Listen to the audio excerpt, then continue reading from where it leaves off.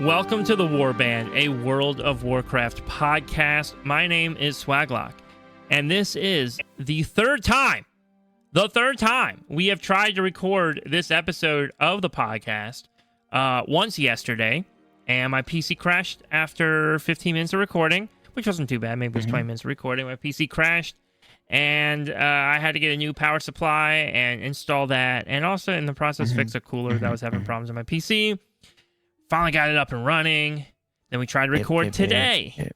We got 45 minutes into this podcast, only to find out it wasn't recording any audio because settings were messed up when the interface was unplugged from the computer while I was reinstalling components. So we are going to do a little bit more of a unique episode today. Just being candid, it's going to be a little bit shorter. It's not because we're trying to cheese you out of time. It's not because we're trying to convince you to follow us on Patreon for bonus content, which, you know, we would love if you follow us on Patreon. But, you know, honest answer, we're often really behind on bonus content, so it's not even a good excuse. Although we will be starting a new series on Patreon called The Weekly 10, where we run a plus 10 key, whether it's just Chick and I or Chick and I and some friends, and talk about World of Warcraft, what's going on, and our experiences in the game. So not only can you get more content on our Patreon, but you'll also get to watch us do content in the game. So it'll be really fun. That aside, though, just know today's a little bit more unique of an episode. Fixing computers. No, we can't have those conversations again. Crashing podcasts. Right. Yeah. We you know, at this point, it would be a fake conversation for us to pretend to talk about all this stuff for a third time. Just not happening. So, giving you a heads up. Sorry, guys. With that said, welcome to the Warband, a World of Warcraft podcast. My name is Swaglock, and with me here today for the third time recording this episode, our co-host, Chicken. Dude, Chicken, welcome in. We were talking about, WoW already for a while, and what we've been up to this week. But just like a brief summary, what does your week look like in World of Warcraft? I played it. He played it. He played WoW. He played WoW, everybody. Low-key. I mean, doing some dungeons, having a good time. Yeah. Dude, oh my goodness. We had so many conversations. Oh man. It's gonna be bad. This feels bad. It's all good. All good. I'll let you give a little details about what you've been up to and the progress of raid that the guild's been up to, and then I'll give like a little recap of some midnight updates, and then we can have some real conversations. There's one that we didn't get to that I would like to talk about. I think it's a neat concept, and it kind of goes with what you were talking about earlier that no one will ever know about because it never got recorded. Perfect. So the floor is yours. All right. Well, first of all, I already talked about it, but I'm gonna talk about it again. Dude, raid this week. I've been raiding. I've been doing a bunch of dungeons, and I feel great in dungeons. Like, dungeons, dude, I'm kicking butt. Like, no problem. I actually think I'm going to do better this season than I did last season. Now, granted, last season got interrupted because of, like, wedding stuff and things, but I genuinely think I'm, like, doing way better this season in dungeons. But then in raid, at the start of the season, I was doing great at raid, and then it just kind of, like, dropped off. Like, it dropped off really hard. And so I was competing for, like, the top spot on healing on a lot of fights to now trying to, like, I'm competing for second place. Or, like, not second place. I'm competing for second to last, right? And, and let me tell you, at least I'm winning sometimes in that competition for second to last. But I was getting, like, I don't know, man. I was kind of, like, nervous. So I sent my logs over to our backup host for the podcast, two-time guest, Oreo. Oh, my gosh. Yeah, I did have to reuse that joke. To take a look at my log, because she's an expert in healing and plays Resto Shaman in a cutting edge raid guild, and so she took a look over it, and luckily this was a relief for me, because when you're like, dude, when you're just not doing well, like when you're not doing as well as you think you should be doing, it's disappointing. Like I literally I didn't, but I left raid those nights, and I was like, maybe I should just message our raid leader and be like, hey dude, I'm not keeping up. Just cut me. Yeah, dude, just cut me from the raid roster. It's not worth it. I get it. And I think get it. I think what's hard, and I didn't say this by the way in the previous recordings, but we had mentioned it last week in the recording, is what's hard is that when you're an officer in the guild, I love our guild. I by the way, I do a lot for our guild. Like there's a lot of stuff I do to support our guild and help out in the guild. I'm not just showing up to things and hanging out, right? Like I'm actually like prepping. Even today, right? While my computer is in parts, in pieces, I go to my car. I have to get my laptop out, still sit down. Again, I want to put my computer together, but I got to sit down and organize all of the teams to run M+ groups this afternoon and still make a little graphic. I don't know if you saw my graphic. It was very memey, but I loved it. I loved it. Yeah, to it was pieces. super memey, dude. I found a website the that made PNG files of Microsoft Word art, so I was using that. I'm off topic now. Anyways, all that to say, as an officer in the guild, though, sometimes like if you're not performing well, you feel guilty, right? Like I'll go in and I'll raid, and then somebody else, right? Like Lex is like, oh, we only have 5 raid spots. And now I'm like, oh crap. But if I'm like one of the lower healers, they should get rid of me and bring another healer in instead. Now they're probably not going to, because I'm an officer, and so they like having the officers around so long as they can make it happen. Mm-hmm.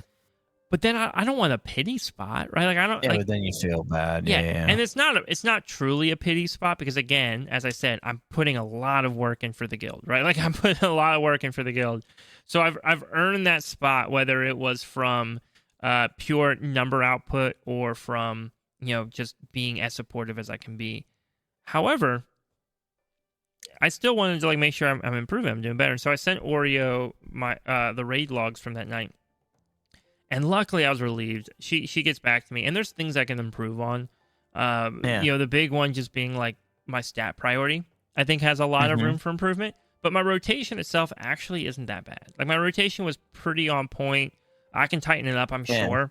But she didn't really give me any direction on the rotation. She just said it looked like I was doing all the correct things.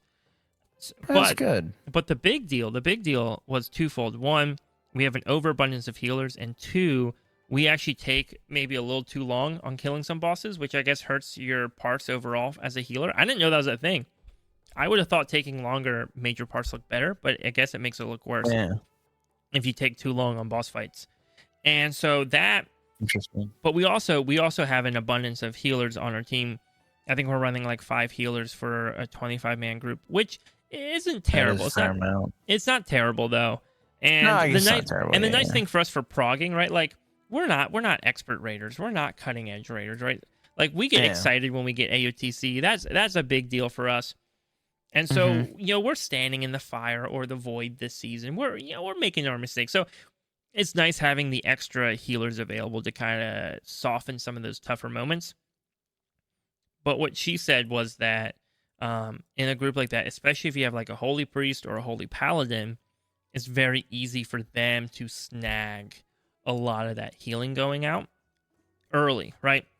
So I play a Farseer Resto Shaman, and so just the way my build is designed, it just does not do well. It does not do well when there aren't large amounts of healing needed. And so that was reassuring. Now, granted, maybe tomorrow or maybe this week at Raid, only 3 of us healers show up and we don't have any other healers. And it turns out even when we do need big amounts of healing, I'm not the top healer. Whatever. But at least right now, I can step back and be like, okay, I'm not doing terrible. I'm doing the right things. This just isn't the environment that the spec I'm playing excels in. And I'm okay with that. That I'm fine with. I can live with that, right? I can live being like, hey, if we try to push into Mythic, though, maybe I can offer more, right? Yeah. Maybe there's more I can do. I'm not dying on mechanics, right? Like I'm living, I'm surviving. I'm keeping my output consistent, and I'm not like I'm pretty on par with most of our healers, so I'm not terribly far behind. But it was definitely reassuring, I think, to say. So that was nice. That was a nice like little moment this week that I think, because dude, again, I was just leaving Raid being like, oh man, I wasn't holding anybody back, but I just felt bad. It was like almost embarrassing. It was almost embarrassing. Yeah. So, and again, we joked about it on the first or the second recording of the podcast. Just like somebody has to be on the bottom of the list, right? Someone Like, has to be the worst. but it just doesn't feel good when it's you, right? Like, logically don't want someone's it to got to be be you. there, but I don't want it to be me, right? And if someone else was there, I wouldn't be complaining about them. I'd be like, oh yeah, they're doing good. Like if somebody else was doing what I'm doing, I would legit just be like, wow, our whole raid team's kicking butt. Like everybody's keeping up. Like we're doing good healing. There's nobody who's like drastically behind. Like everything feels pretty on point. Yeah. But because I'm the one in the spot, I'm like, I'm helpless. You're I'm like, wow, I hopeless. The guild suck. needs to get rid of me. I need to go into general chat in raid and start asking who wants a resto shaman for LFR. Gotta go For their LFR chat. prog That was team. pretty good. Yeah, so That was pretty good. yeah, that joke is fresh for this recording. Yeah, dude, this recording. Anyways, yeah, it's unfortunate, but this feels like very deja vu-y. Mm-hmm. But yeah, let's like I said, I'll kind of just give like a brief summary of what we talked about.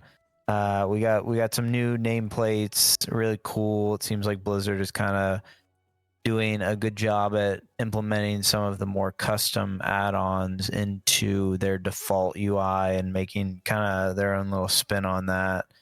We had a good conversation about that. We also covered the transmog system. We got kind of a new take on transmogs where you can kind of make it a little more situational, where based on like a location, based on a different spec you play, you can kind of have a different transmog set for that. And by the way, these are all Wowhead articles, so if you want a little more in depth, you can always read that. But where we kind of got cut off, we were talking about the Devourer spec for the Demon Hunter class and kind of how they made a little blog post about how the hero talents are gonna fold in with each other. But right where we left off, I was bringing up the fact that Void Elf Demon Hunter is gonna be a thing. Yep. And I thought that was kind of neat. Just getting another playable race for Demon Hunter is kind of a neat little thing there. But again, that is another Wowhead article. Low key, I think I'm gonna play Demon Hunter for Legion Remix. Okay. Just because I want to have like a level 80 Demon Hunter if I ever want to play this Devourer spec. But yeah, now did you see? I probably won't. Devourer I think it's like a mid-range caster spec. Oh really? Yeah, so it's more similar to a caster, I think. Maybe almost maybe like a dev evoker type thing. Dude, even their I-beam is a lot longer.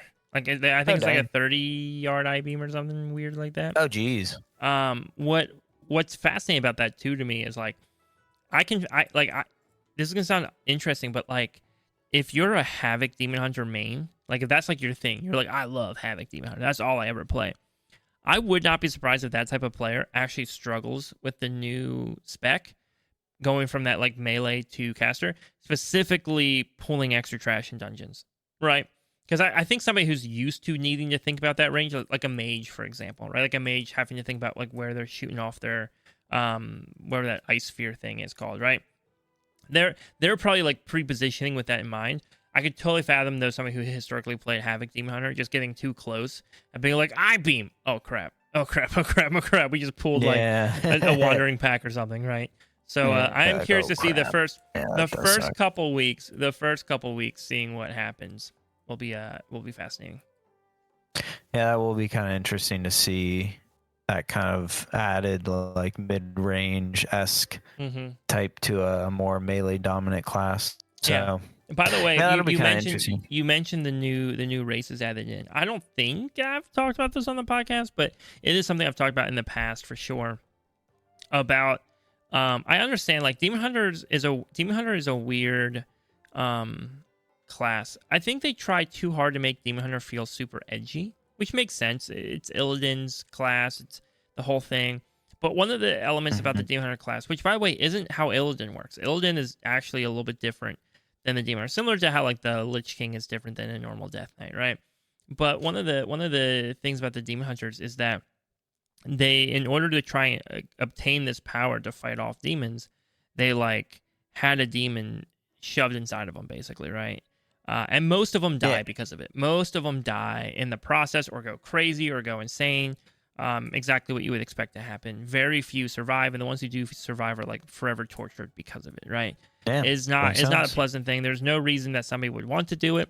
Therefore, there's no reason that there should ever be new demon hunters until now, when they're saying, well, no, actually there's void options, which I'm guessing the void demon hunter actually has nothing to do with demons. It's probably just void creatures, right? Like a void hunter would be a more proper term, right? Rather than void demon hunter, it's probably just void hunter, but the gameplay style just fits in that role, right? It just fits. What's interesting to me, though, is knowing that the void hunter thing can work, and knowing that Illidan himself operates differently than how the other demon hunters work, where Illidan Illidan was a couple things. One, Sargeras jacked up his eyes, right? And the other was that he just took on tons of fel, right? He just absorbed tons and tons of fel. You know, it does make me wonder if you could see other races that had also high absorption rates of fel be used as demon hunter type playable classes, right? So the two that come to mind, right? Like if Blizzard was like, yo, we want to launch the War Within, or Midnight. We want to launch Midnight with 2 more races that can be demon hunters. Easy. The easiest 2, and I know people are going to mention the like Felborn or whatever, the Nightborn that use fel. They theoretically could. I actually think they're a weaker option than what I'm about to name. But theoretically, you could stretch it. You could stretch it and say that they continued to mess with it even longer after. But the 2 that I think could actually work really well, one, you have the fel orcs from Outlands, right? The fel orcs, for sure, right? Imbued with tons of fel. So much fel that like their body morphed way beyond what normal orcs morphed from the green skin, right? So fel orcs for sure, right? Like you could see fel orcs joining the horde that are just like, hey, like this is a repercussion of what's happened to us, right? But we want to help, whatever, right? They could write a story about that. The other one being Eridar, right? We know the Eridar joined the Alliance, right? They joined with the Draenei. They were like, hey, we want to come back, right? I would not be surprised, because we've seen how twisted some of them have become, right? Like really, truly, like a lot of the Eridar kind of just became demons themselves, right? Like infused with so much fel. They could easily make the Eridar a style of like, not the Eridar themselves, but make a Draenei-based demon hunter class that like takes influence in design from the more corrupted Eridar, right? I mean, dude, we saw Eridar who were so corrupted by the fel that literal like green fel magic was like cracking out from their skin. Right? That's true. Like easy dub, right? And again, the argument against it would be like, well, they didn't have it embedded in them like the Illidari did. Sure, but the Illidari don't even operate the same way Illidan himself operated, so it's a little different. Yeah. So a little thought process there. If they want to add in 2, maybe even 3 more races, you do have those options. I think could be pretty easy ones. Same thing with the Death Knights, right? You can't really add any new Death Knights because there's no Lich King who's making Death Knights right now. So theoretically, if they want to make like the Haranir, the Earthen, Evokers Death Knights, then they need to write in a way to have new Death Knights made, because right now one just doesn't exist. Interesting. I don't think I've ever thought of that. Yeah. I'm not gonna lie. I've literally never thought of that. Remember during the cinematic for Shadowlands, right? The promo cinematic for Shadowlands, Sylvanas rips the helm apart from Bolvar Fordragon, who was the Lich King at the time. Oh, okay. And so it's shattered. We actually take the pieces of the Lich King's helm, right? The Helm of Domination, that super sick, awesome, cool, iconic World of Warcraft helm. And then we turn it into a little tiara looking thing and give it to what's his face. remember that whole yeah. That was let's not remember that. Listen, dude, there's some things I love about Shadowlands, and then there's some things I hate about Shadowlands. That's definitely one of the things I do not like. Dude, you took one of the coolest, most iconic things in World of Warcraft, and like, let's make it into a little crown that we're going to give to this guy that we barely know and we'll probably never see again. Here you go. That's fair. Mm-hmm. I mean, that's a yeah. I don't blame you for not liking that one. I don't either. Yep. So that makes sense. Hey. That makes sense. Real quick, a couple things we did talk about before, but I just want to reference again. Oh yeah, touch on them again. Yeah. I want to reference again real fast. We had talked about add-ons and just the fact that like I think we're both optimistic. I think we're both really optimistic about what the game will be like without without combat add-ons. It does seem like Blizzard's trying really hard to create the necessary utility, right? Things like damage meters, things like more nameplate utility, those kind of things that in the past they didn't have to worry about because add-ons did the work for them.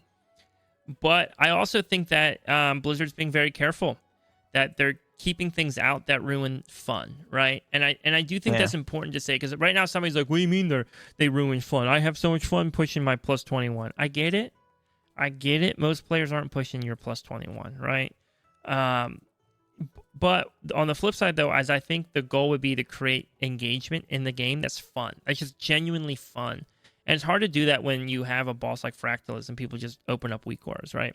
It's hard to do that when anytime there's a boss that's like a little bit creative, you just whip open weak auras. Or there's a mechanic that's a little funky and DBM just yells it in your ear. Now, we do know that they're making a DBM built into like a boss mod of some kind built into the game, so that'll be interesting to see what they prioritize. I know they're working on some stuff to like better understand like priority for kicking spells, like what kick like or what spells are priority to kick, and you can maybe customize that yourself. So I'm curious to see. I do suspect that the first season, maybe the first 2 seasons, when they get rid of combat add-ons altogether, will probably be a little rough. And I think it's because Blizzard has spent so long designing fights that need to keep add-ons in mind, that it's going to take a second. I really think it's going to take a second for Blizzard to get used to designing fights that don't have to take add-ons into consideration and can just be fun. And part of that, like, I get it too. People are like, oh, but Blizzard's not going to make add-ons as good as the add-ons we make. They're going to miss things. Oh, absolutely. Things that they miss that are needed, they'll figure out eventually. But I think there's going to be a lot of things they intentionally don't include in the add-ons or into their own add-ons or whatever, their built-in add-ons, whatever we want to call them. Things Blizzard won't include, I think, will be intentional because they're going to not change the UI end. They're going to go and change the fight mechanics, the gameplay end, to make more sense not having that information. Yeah.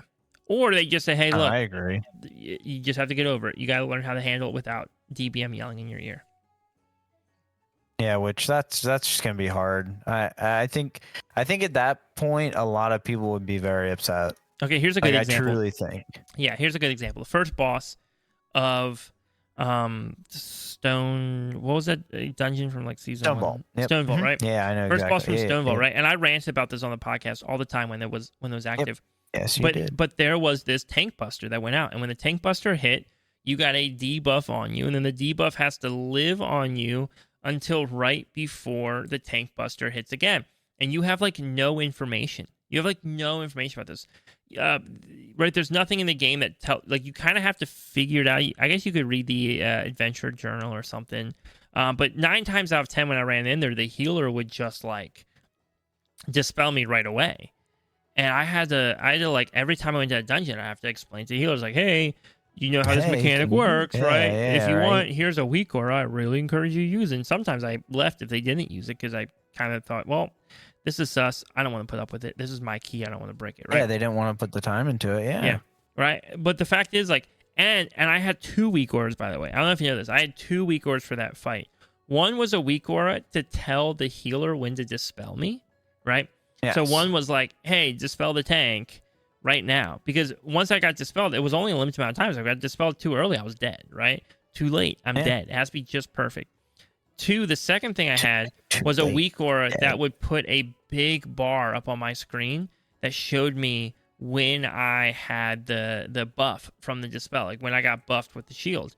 So that way I would know, like, hey, I can save a couple defensives in case I don't get that buff, right? Like in case it doesn't come through, in case I screwed up. So if I saw the bar come through too early, I'm like, I won't have it. Or if I don't see it popping up at all, I'll quickly slam a defensive Those are things that I'm not sure that is fun without those utilities, right? That is just like, oh, here's a kind of a hidden thing, and it's really hard to see and track the information relating to it. So you're just gonna have to kind of wing it. That to me isn't like peak content, That to me is kind of questionable. No. Yeah. So, that would be weird. But again, there's other fights that I think can be really fun and really creative, and maybe add-ons just don't allow Blizzard to create those fun and engaging fights, right? So I'm excited, but I definitely recognize that it might take a second for their team to adjust. Maybe they won't, but a good shot it does. Oh, it's 100% gonna take a hot minute. Yeah. For them to be able to recognize everything that's been almost like a standard in the game up to this point. I mean, most people that play WoW have add-ons, right? Yeah. So, wait, what'd you say? Oh, no, nothing. Oh, I thought you said no. I was like, wait, do you really think people don't use add-ons?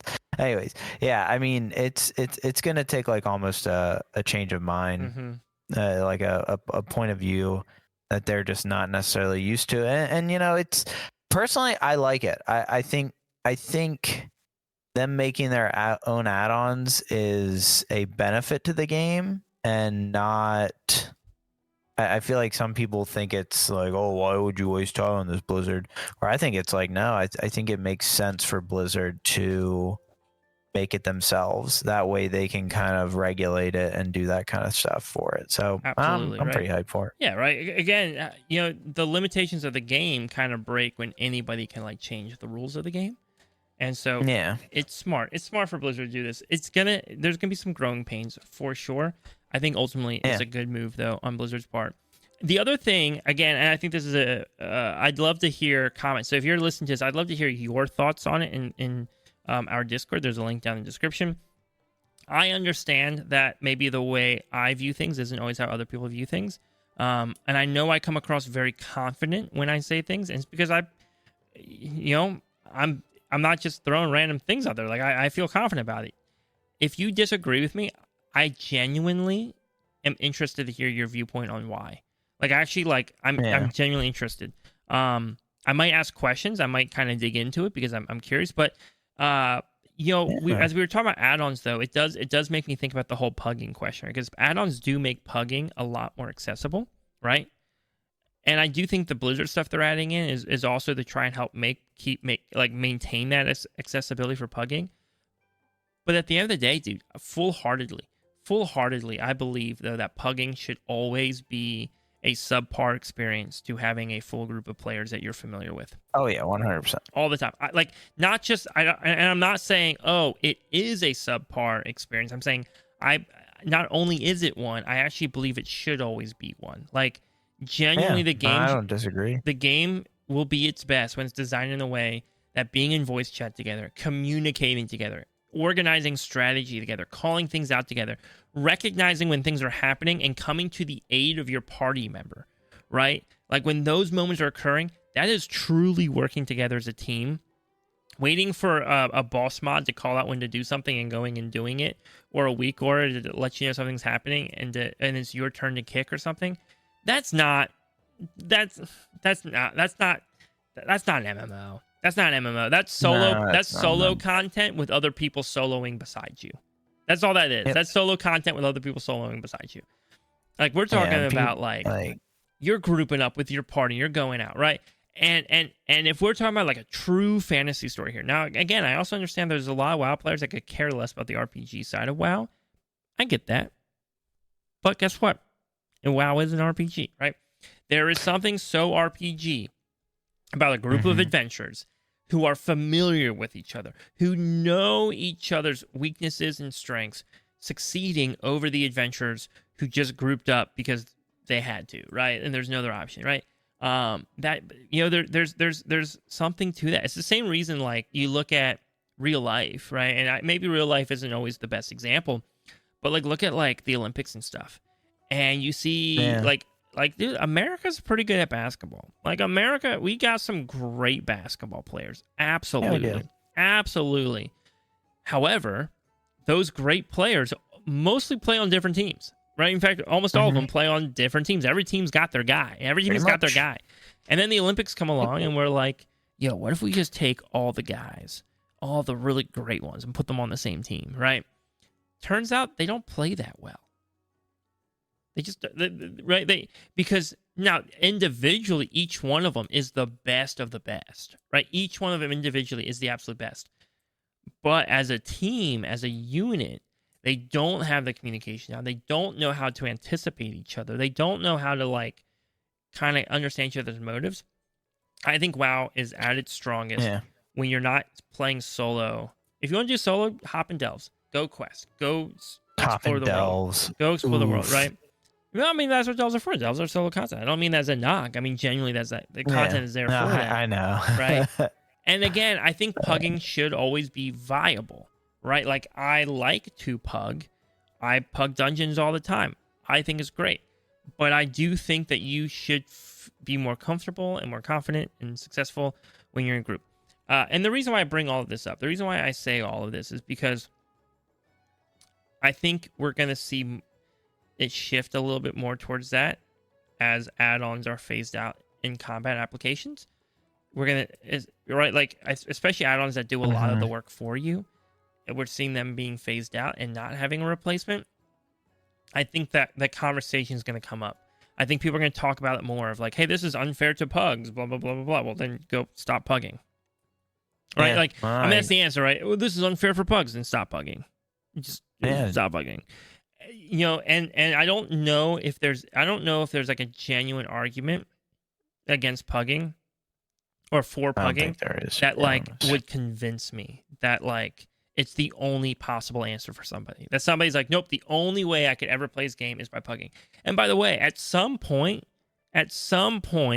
your limitations, whether self-imposed or externally imposed, will eventually have to limit you. I know it sounds dumb for me to say your limitations will limit you, but eventually at some point they're going to, right? So if you're like, well, Swag, actually, it does apply to me because I work 6 days a week, 24 hours a day, and then on the 7th day I work 8 hours, but I do have 2 hours to play WoW. However, those 2 hours are a different random 2 hours of the day, and I never know which 7th day of the week I'm gonna be able to play. So it could be Monday at 3 a.m. that I can play, or it could be a Friday at like noon that I can play. Right? Like, I don't know. I'm making crap up. I'm hyperbolizing for the sake of hyperbolizing. You know what? At some point, it's just like, oh yeah, that's a limitation. And by the way, I think there already are limitations for pugging, right? Like, I radically prefer, even just because it's less stressful to be in a voice chat with friends, right? Like, even just less stressful. But I think we might notice it more. And I think ultimately, though, at some point you do have to step back and just go, no, like, it's fun when the game's designed in a way that causes 5 people to have to communicate and work together and like strategize and like be aware of each other's strengths and weaknesses. No, I think no, I think you're right. I think also less toxic at the end of the day. What was that? Also a lot less toxic that way, right? We talk about toxicity in WoW. I don't think you can ever get rid of toxicity in WoW if pugging is like the ultimate goal, right? It's just not going to happen, right? There's no accountability. Toxicity in WoW goes away when you're in groups of friends. It just does, right? Like when you're gaming with your buddies, even if they're your buddies that you met through the guild, that you're like, I just joined this guild 2 weeks ago and I love playing with these guys, right? Like those are the environments that are awesome. No, I agree. I think at the end of the day, it's meant to be. I mean, gaming in general, I think is meant to be enjoyed with friends. I think. I mean, don't get me wrong. There's definitely games that you can play by yourself, but you know, I think gaming with the social aspect is a lot better than gaming by yourself. And you know that WoW was built to be that way, right? So it makes sense that, you know, it's funner to play with friends. I just never play with friends because I don't actually have friends. Imagine having friends. Dude, I'll heal your what keys. Can you do? Just gotta ask me. I know, I'm just bad at asking. Anyways, let's kind of shift gears a little bit. I do want to. It's kind of weird because I don't know if you saw that, like, there's this weird, like, we'll touch on it real quick. Yeah. There's this weird, like, Is it the? Are you talking about the poll? Are you talking about the poll that was going out for the survey, like yeah. the leaked survey of, like, I guess Blizzard trying to be like, hey, how can we improve like the LFG experience? Mm-hmm. And it was basically like, hey, if we like give you extra crests for like leading a group in LFG, or like additional Valor Stone, or like different things like that, like how can we incentivize people? Because it's weird, because Blizzard knows, like, they're like, hey, we have a tank and healer problem, like that's known. Like, the fact that people, you know, queue, you know, with 3 DPS and a key, and, you know, it takes, you know, 30 seconds to get 3 DPS, and then it takes 10 minutes to get a tank and a healer, like, that's kind of an issue, right? Yep. So it's weird that they're like, how do we incentivize that? But it's like, to me, it's like, I don't think you need to. Like, I find it weird. Like, I literally find it weird. I think the incentivization, though, was focused around the person who owned the key. Does it make sense? Yes, it was. Yeah. The group leader. Yeah. Which makes more sense, right? Mm-hmm. Like, hey, how do you convince somebody? Because right now, if I want to run a key, I post my key, I get people queuing up, and I am picky as it can be, right? Like, I am the pickiest person. I think I joined, I think I went to run with some guildies the other day. And I opened up LFG, I queued us, and I was like, hey, I'm heading to the bathroom, I'll be back. And they're like, dude, but you just queued us. I was like, yeah. And I'm going to let that queue fill up. And when I come back from the bathroom, I'm going to see who's in there. And I'll look at it, right? Like, let me get 20, That's 30 fair. Names in there first, and then I'll scroll through them and see who I want. Yeah. That, right? I'm super picky. I want to be picky. Yeah, you are picky, dog. Yeah. But again, that's my key. I don't want to go poorly. So I think they're trying to say, okay, how do we incentivize somebody rather than, right? Like, how do you make it more appealing to click an LFG button? Like, hey, just queue me solo. Like, solo queue me into a group. They can use my key. That's fine. That's so scary, right? Like, I see the people queuing up. Terrible idea. I see the people queuing up for my key, and most of them are not. Most of them are not ready to do that key, dude. There's nothing I love more than like queuing up a +11, and I see like a hunter with like 200 rating queue up. Now, granted, I think they have a system in place to, like, you know, sort that out, but it still is weird. And so, how do you convince someone to say, hey, look, queue up for this, rather than being able to handpick your team, right? Because handpicking your team is powerful. And again, we're talking about pugging, right? So I think, though, that to take away the punishment on the key itself, that's not a bad idea, especially when result keys already exist, right? To say, hey, yeah, if you run your key, it can't be lowered the first time. Yeah. One's that. Yeah. that one I'm not opposed to, because I think the resilient, you know, air quotes resilient thing, would definitely probably help more people incentivize running their own keys.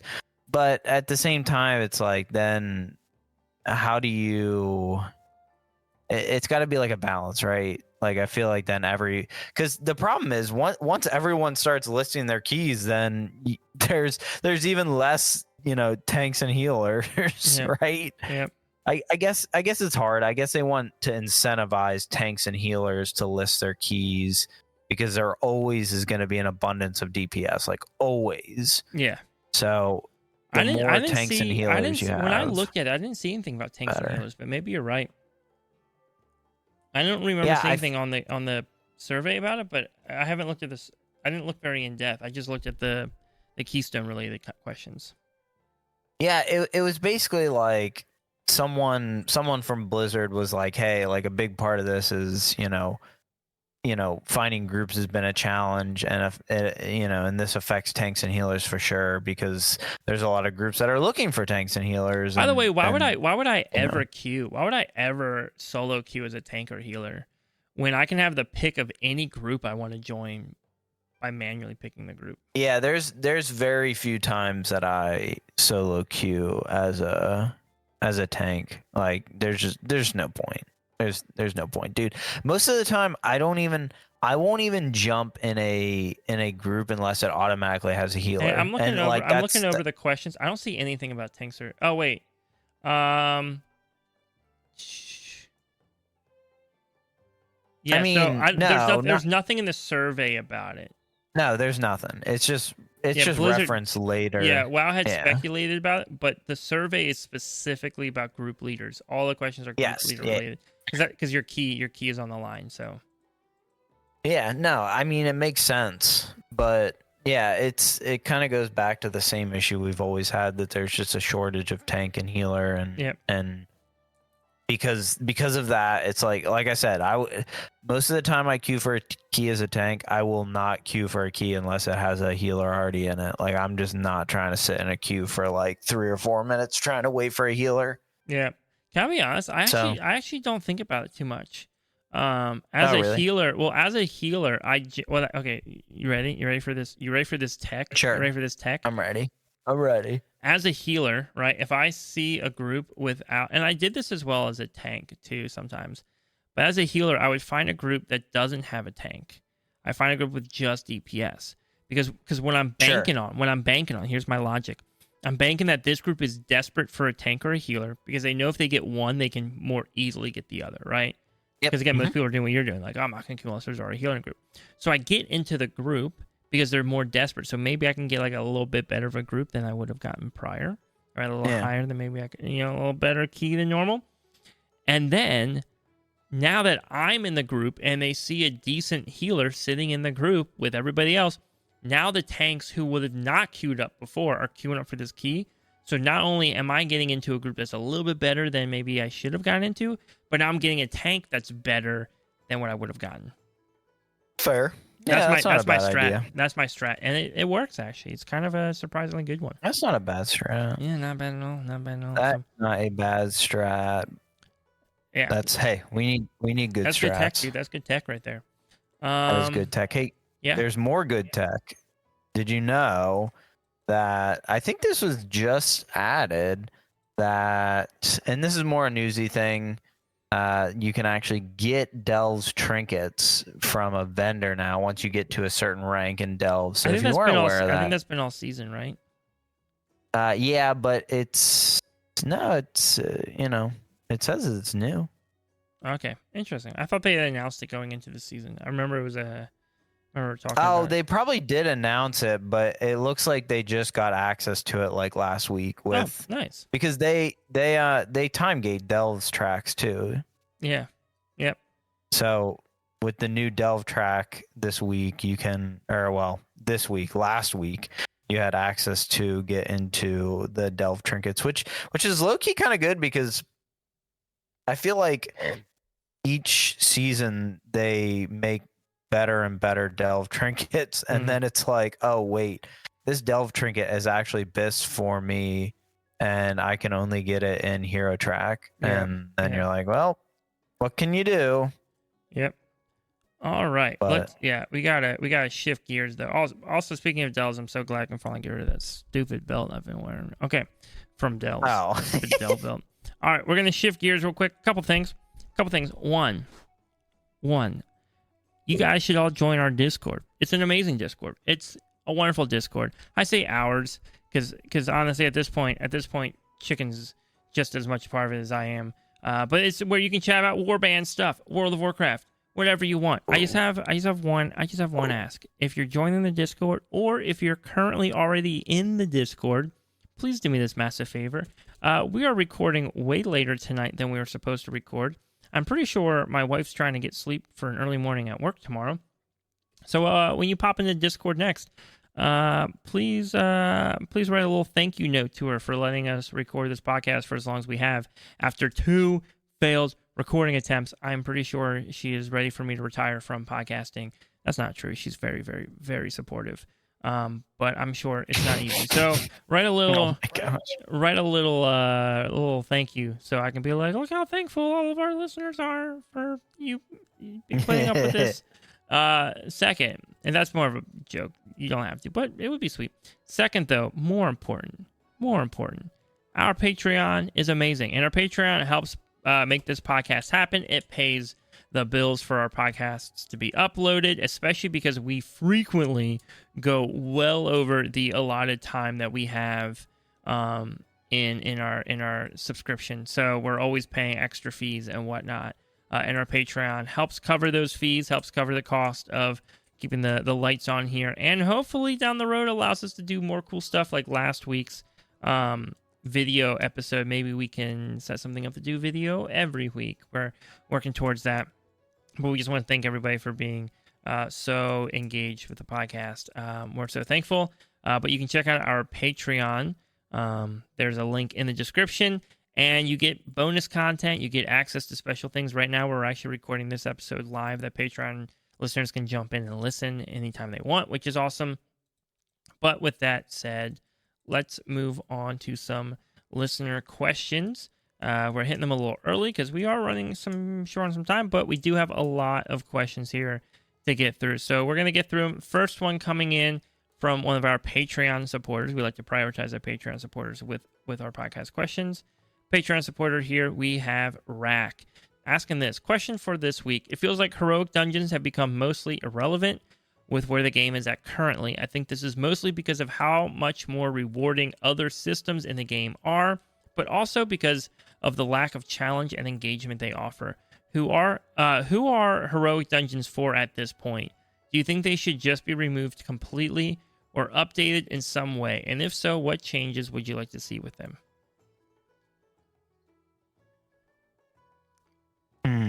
I mean, there's definitely people doing heroic dungeons. It's just, I mean, let me frame it this way. I wonder if someone that is a cutting edge raider is thinking, who even does a normal raid? I mean, okay, and they're probably not thinking this, right? But like, I think that's the kind of notion that you're thinking with Rack, and maybe it's not the best notion. I mean, if no one was doing it, they wouldn't have made like major updates to, you know, heroic dungeons and mythic zero dungeons back in Dragonflight when they did that whole revamp and reduced the key level and did that kind of thing.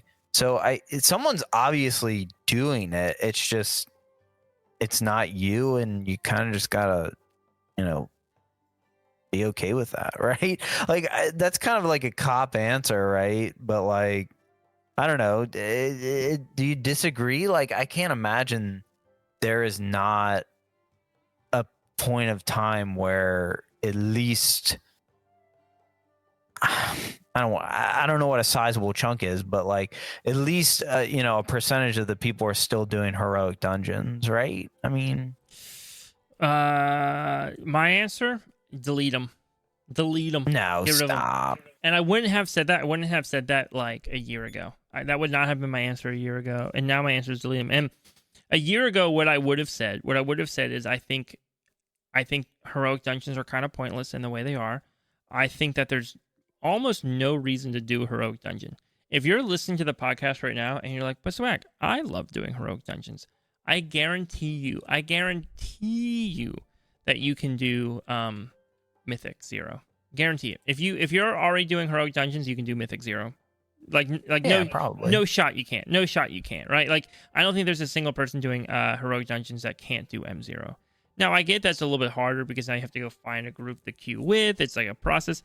I think my gut tells me that people who are doing heroic dungeons, and I know I'm correct on this because I've had so many conversations with people from YouTube who watch my tutorial videos and my guides. I've had it with people who listen to the podcast. I've had it with guildmates who joined the guild for the first time and are confused. I genuinely believe the only two types of people doing heroic dungeons, one, think that Mythic 0 is way out of their skill range, which is not. It's not. I guarantee you it's not. Or two, this is I think the bigger one, are people that don't know how to queue for M0. Yeah, probably not. Right. Yeah. Right. Honestly, yeah, they should probably just make M0 auto queue, to be honest. Yeah, M0 can probably be auto queue.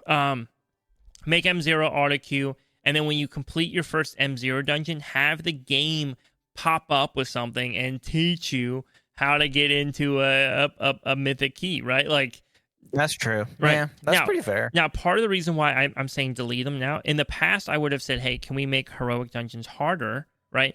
Because right now, heroic dungeons are supposed to be a stepping stone from normal to M0. And what's happening, though, is it's a really small stepping stone, right? It's a really small, like almost non-existent stepping stone. We've talked about it in the past, but delves give great gear. Delves give really good gear. I think delves give gear that's better than the difficulty of the delves themselves. With that said, I also think because of delves, I think that M Plus now also gives gear that's better than the difficulty of the content that you're doing. Right? So I think both are now in the same boat, but I think it's because delves exist and they had to adjust M0 to match, or M Plus in general to match. With all that said, I think my honest opinion is that the answer isn't to have a tiny stepping stone from normal to heroic to mythic. I think the answer is to have a stepping stone that is like delves. That you're like, hey, look, I'm doing normals, but I want to try some harder dungeons. I just need like a little bit more gear. I'm gonna pop into a couple delves and try some of those, get the gear, and then go, right? I think it's more interesting to have some gear on the side. What I could say too, maybe, okay, this is gonna sound wild. Delete M0, make heroic what is currently mythic difficulty, right? And then the whole mythic system is just keystones. No non-keystone thing is labeled mythic, right? It's always keystones mythic, and then heroic is what mythic is now. You could do that. And that would also be a lot less complicated too. Yeah, I like that solution better, to be honest. Yeah, auto queue for M0. Yeah, like come on, come on, Blizz. Like, what are you doing? Yep. Why can't we auto queue for M0 yet? Like, that's stupid that we can. Dude, imagine. Okay. Here's another thing, right? Let's say auto queue, right? And when you finally do every dungeon, right? Let's say somebody's just doing all of them. They're like, I want to do every heroic dungeon or whatever, right? And then by the end, once they do all of them through the auto queue, then a message pops up and it's like, hey, you've done like every dungeon heroic. Feel free to continue doing that. But that keystone that's been sitting in your bag since the first one, here's how it works. Right? Here's how you could try something a little harder. And the reason why I'm saying like just delete the what's currently heroic, right? And why I'm saying delete that is because I know they had tried at one point to make it harder, and then they backed off of that for some weird reason. Right? They undid that. They undid that strategy. And I don't know why they undid that strategy, but I do think, and again, this was in Dragonflight I think coming out of Dragonflight, they undid it. I do think that delves solve the gearing question. But also, I don't really like what is heroic gear? Like, what are heroic dungeons even giving gear? I don't know. But also, I guess some people love spamming them for early, easy gear. I don't. I mean, time walking, I guess fills that gap. But I think time walking would be more fun if it was at that M0 level too, right? That would at least be something. Right now, it's just like, how fast can we do this? Like, what's the fastest way I can get through this thing? And then people just complain that you're going too fast, right? Yeah, I mean, yeah. So that's that question. It's heroic, right? That's that question. Moving on. Next question. So, Rack, I agree. I do think they're kind of pointless, but pointless because I think something else now fills that gap. Wargramps asked, really enjoyed the show on YouTube. It was great to see what Just Chicken looks like in real life. So on to my question. In the podcast, you said that guilds were neutral, and I like that since I play on both sides. Do you feel that Blizzard could take it back to where the guilds were faction specific? And if so, what would the repercussions be? So, I was the one who made that statement about guilds being neutral. I do want to put it on the record because maybe I verbalized it poorly. I was saying that it would be really easy for Blizzard to just say, hey, guilds are neutral, and that you as an individual are still faction aligned and at times have to work for your faction, even at the betrayal of your guildmates, right? And that's just understood to be the nature of the world.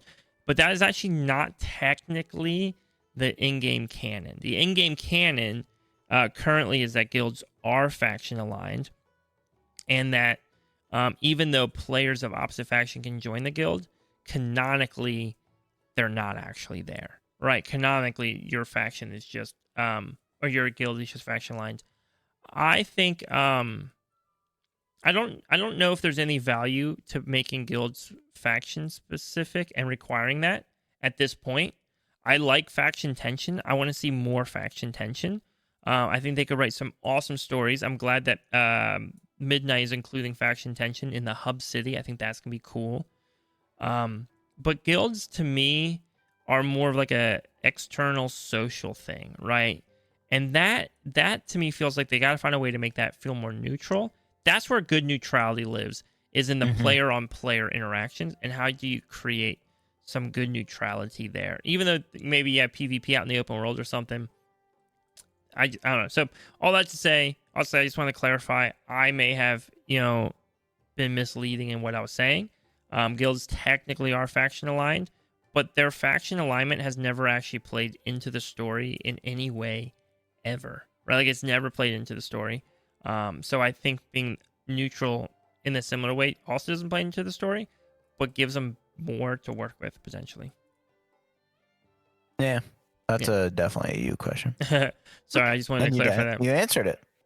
All right, next question coming in from Cage. Fun one here. If there was to be a World of Warcraft X insert company here collab, who or what would you want it to be? I've been seeing AI pictures of World of Warcraft sneakers, which has been cool. So I'd have to go with a shoe company. That could be cool, actually. That could be cool.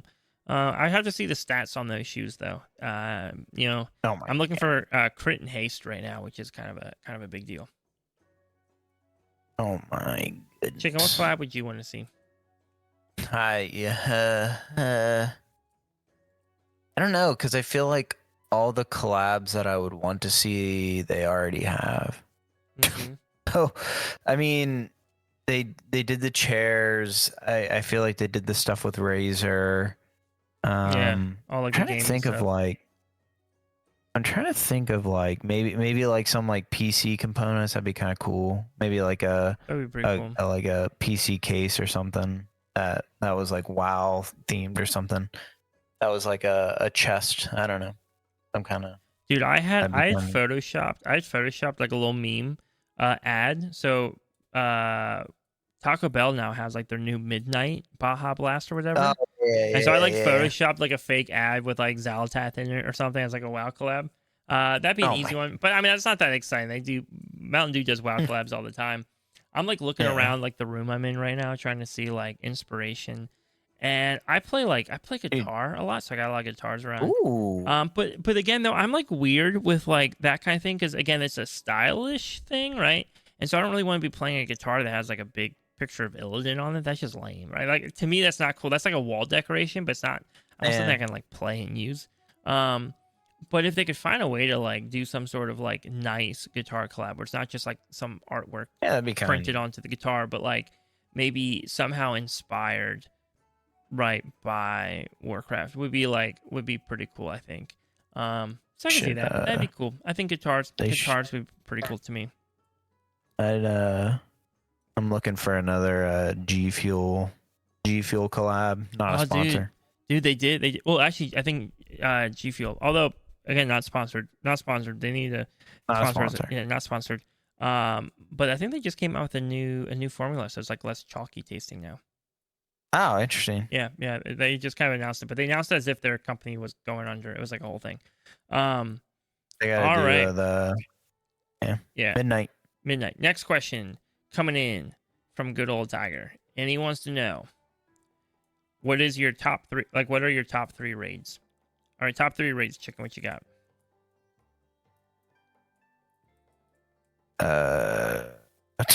Dude, I've only ever done like 4 raids. Oh wait, that's not true.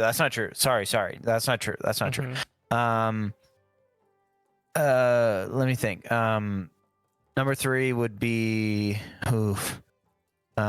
probably low key. I kind of liked Vault. Vault was okay. Fall of the Incarnates. What? Yeah. Oh wow.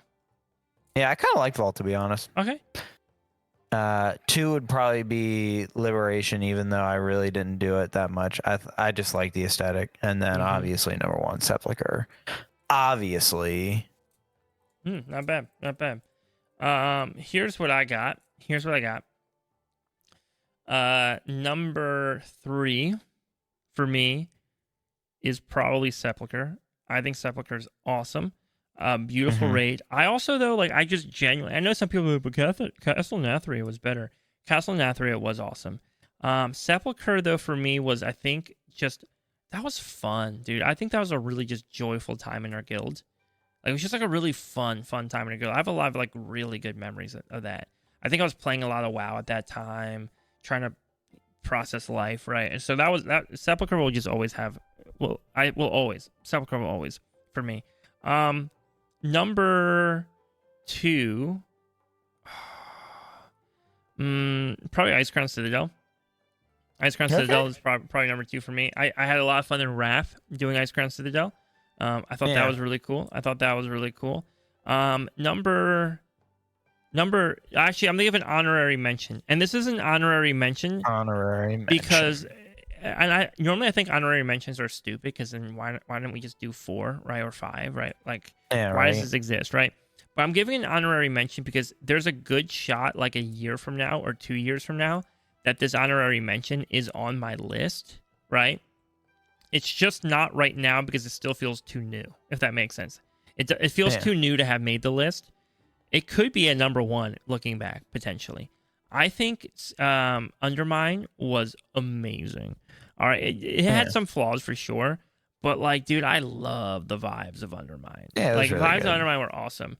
I also to give credit where credit's due. So far, Omega's pretty fun. So Okay. I'm enjoying the current raid a lot. It's pretty fun. But the honorable mention, Undermine just scratched a huge itch for me, and just like having a fun, goofy raid. I also almost said Throne of Thunder on this list, but it didn't quite make it. But Throne of Thunder's cool. However, number one's gonna be a weird one, because this one I think is gonna be either very hit or very miss for people. But this was one where I actually like a little bit more seriously got into raid. I think this was the first LFR one. And so it wasn't very serious for me, but I just did it so much that I think it always sticks out to me. Dude, Siege of Orgrimmar. Oh, okay. Now, granted, That's a good one. That raid was like a 1.5 year long raid tier, so it kind of wore out on it. But yeah, that's a good one. I like Siege. Definitely a long one. So, all right. Siege is fun. And then last 2 questions. We'll be quick on these because we are out of time. Both of them coming from Sean. He said, do you feel that remixes are better at highlighting great expansions, or a way to save/rematch bad ones? I think both, right? Both Pandaria and Legion are considered top tier expansions. People love those expansions. However, I genuinely believe WoD would be a really fun remix. But I think WoD would be a fun remix, not because it was a bad expansion that they had to save, but because WoD actually has some really cool stuff in it that coming back in a remix would work really well. That failed in the way that they had done WoD originally. Just in terms of like the release schedule, over-promising things. Those are things that wouldn't exist in a remix that actually would, I think, be fun in WoD. I agree. And they could probably do like rewards through garrisons and stuff. Yeah, remixes are pretty cool, but yeah. All right, and then last question coming from Sean as well. Which patch of the War Within has been your favorite so far? 11.0, 11.1, or 11.2? Oh man, this is kind of a hard question because I think there at some point I'd like put together some kind of idea to do with bonus content, like a little podcast-esque game, comparing the 3. So like in my mind, I've been thinking a lot about like which one I think is been the best personally. And I know this is probably the hottest take that you will probably ever hear on this podcast. I think I'm gonna have to go season 1. Yeah, why's that? I just think that getting into the War Within, just getting into kind of like the first actual expansion with me tanking and just kind of doing the raid tier, because that, you got to remember, that was the last time I've actually raided, and I that's a big deal for me as well. I think it just has to go with season 1. I think season 1 was just, to me, season 1 was a legit season. I think they had a lot of ups and downs. I think there's a lot of things that players didn't like. I think there was a few things that players did, and to me, I think those few outranked the many. And I wish they wouldn't have changed so much, but unfortunately, I understand why they did. So I really enjoyed season 1. That makes sense. You know what? Your reason is justifiable. I think the moment you said that it was the last time you raided, I was like, that makes sense, right? Because when I read the question, the first thing I thought of was, which raids did I enjoy the most? Right? Yeah. First question, which raids did I like the most those seasons? I think dungeon pools have been relatively good for all of them. I think this dungeon pool is probably my favorite one personally. But overall, they've all of them. Yeah, have been good. they've all been really good. Season 1 might have been the weaker of the dungeon pools. You know, maybe. Season 1, what was? Oh, I remember. Ansrek was a fun fight. I thought Ansrek was a complicated fight, but a fun one. But overall, I think the raid was okay for me. I think I had fun. Again, I had a fun time at raid. I have great memories thinking back on the raid. I raid led that whole tier. Yeah, you did. That's so right. that one was like kind of fun for me. That was like a little bit more of a unique experience. I'm not begging to go back to it, but it was an experience. Undermine though, dude, I love the vibes of Undermine. I love the drive system. I would just drift all the time in my spare time. I actually had a blast. Even though I don't play goblins, I have no interest in playing goblins. But I like the zaniness of the architecture and the zones and stuff, right? Yeah. It's funny to think I used to hang out in like, not Ratchet. I used to hang out in what's the goblin town down in like Tenaris or whatever. Oh well. You know, that I used to always hang on these goblin zones, or like Area 51 and things, and think they're so cool. Or Area 52 and think they're so cool. And so now to have like the actual Undermine was awesome. I love that. I think Koresh has been really great. I've been excited to see Koresh in the story. I'm more excited for Koresh story reasons wise. I love the Ethereals. I think they're super cool. I wanted to know more about them. Undermine had the vibes. As of right now, I hate to say it because I loved season 2's theme, but season 3 I think has had me so excited for the story. Season 3 has had me so amped for the story. Following Zalatath around, following in the lore. Like season 2 was cool, but like I didn't really actually care for much of the story with the goblins as much as like the environment in the zone and the wackiness of like the raid environment stuff. But season 3 has had such good story. It's answering questions about the brokers that we held on to for a long time, learning more about the Ethereals, kind of getting to see Koresh, finally seeing like what Dimensius was actually like and not the Dimensius that we fought before. All this stuff, super cool. That's my pick. It makes sense. All right. With that said, it makes sense. With that said, thank you so much, everyone, for putting up with a shorter episode today. I understand, not ideal. But man, we did not want to miss this week after 2 failed attempts. We still want to make sure that we had content for you. So feels bad to say it now, but if you want bonus content, you can always check out our Patreon. But next week we'll have a good full length episode ready for you. Thank you for listening. Go Birds.